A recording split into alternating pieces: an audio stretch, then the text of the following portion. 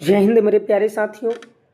जैसा कि आप सब लोगों को मालूम होना चाहिए कि कल सेकेंड सिटिंग में जियोग्राफी, जिसे शॉर्ट में जियो भी कहते हैं और हिंदी में हम लोग इसे भूगोल कहते हैं, तो कल आपका भूगोल का एग्ज़ाम है सेकेंड सिटिंग में। आइए मेरे प्यारे साथियों, आपको हम इस क्लास में आज पढ़ाएंगे नहीं, आज मैं कुछ बातें समझाने वाला हूँ। तो जो भी कमज़ोर विद्यार्थी है, जो कमज़ोर विद्यार्थी है, वो इस वीडियो को निश्चित रूप से देखें।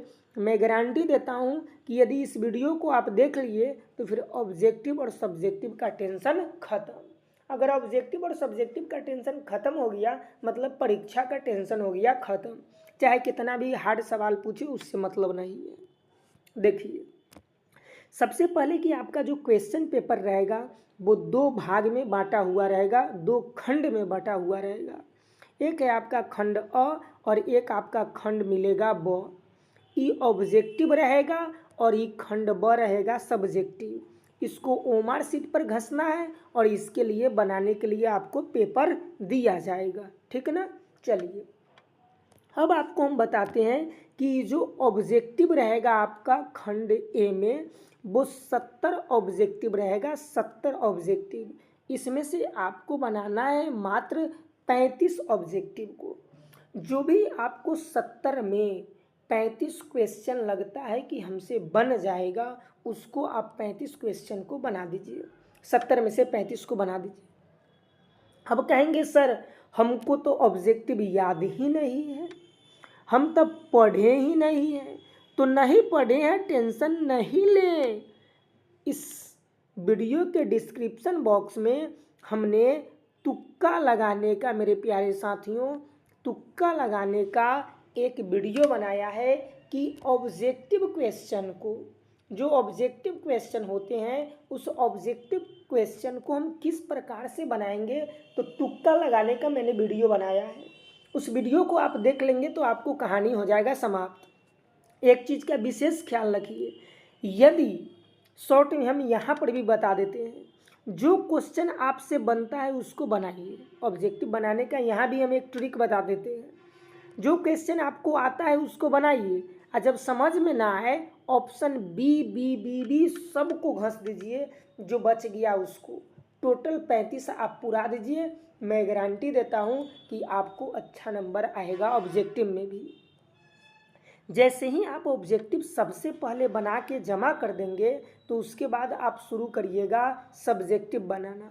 तो पहले 70 को आपको इस टाइप से क्वेश्चन मिलेगा, हिंदी और इंग्लिश दोनों में रहेगा। देख लीजिए, हिंदी और इंग्लिश दोनों में आपको क्वेश्चन रहेगा।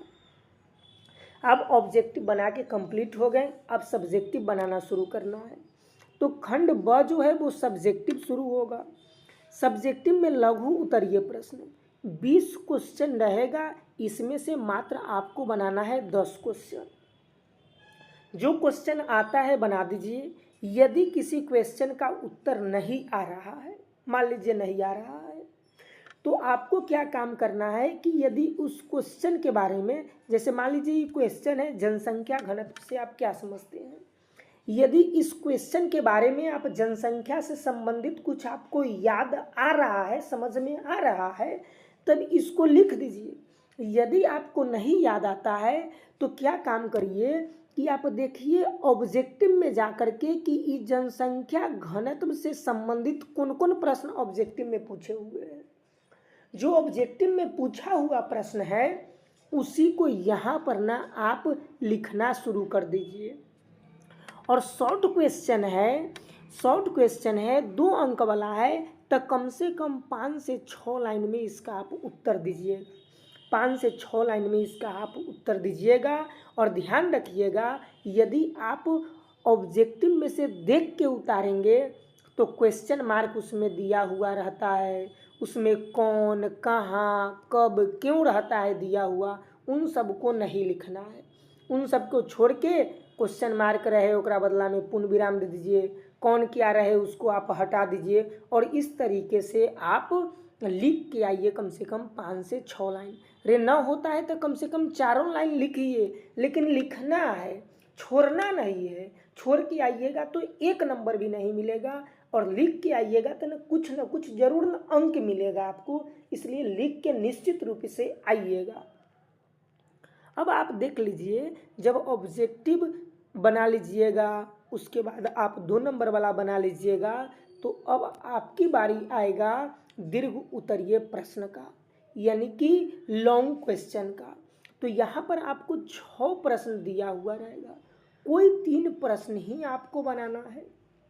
यदि आपसे हो पा रहा है, यदि याद है कुछ इसके बारे में आप लिख पाइएगा, तो निश्चित रूप से आप अपने से ही बनाइए, लिखिए। अगर नहीं बन पा रहा है आपसे, तो वही फंडा को अपनाइए जो हम आपको शॉर्ट क्वेश्चन लिखने का ट्रिक बताए हैं। जैसे हम शॉर्ट क्वेश्चन लिखने का ट्रिक बताए हैं, उसी प्रकार से लॉन्ग क्वेश्चन लिखिए। इसमें आपको विशेष और क्या करना है कि जब भी सिद्धांत रहे, जब भी आपको कारण रहे लिखा हुआ, जब भी विशेषता रहे लिखा हुआ, आपको फिर प्रमुख कारक रहे दिया हुआ, आवश्यकता दिया हुआ रहे, तो उस कंडीशन में आपको पॉइंट बना के लिखना है। Point number 1, point number 2, point number 3, ऐसे करके लिखने से क्या होता है कि बीच बीच में आपको एक एक लाइन छोड़ना होता है। एक पॉइंट ख़त्म, एक लाइन छोड़िए, एक पॉइंट ख़त्म, फिर दूसरा लाइन शुरू कीजिए, फिर अगला पॉइंट ख़त्म हो गया, फिर अगला लाइन, एक लाइन छोड़ के लिखिए। ऐसे में आपका पेज भी भरेगा और क्वेश्चन का भी उत्तर आपको लिखा हुआ बहुत दिखेगा। इसलिए आप इस ट्रिक को फॉलो करते हुए यदि आप पेपर को देते हैं, तो निश्चित रूप से कमज़ोर विद्यार्थियों के लिए यह वीडियो कारगर एग्जाम में साबित होगा और अच्छा अंक प्राप्त होगा। यदि आपको यह पसंद आया तो आप अपने दोस्तों के पास भी एक बार इस वीडियो को शेयर कर दीजिए, और अभी तक चैनल को सब्सक्राइब नहीं किए तो सब्सक्राइब कर लीजिए, ताकि ऐसा आपको ट्रिक वाला वीडियो बना के आपको देता रहूं। बहुत बहुत धन्यवाद।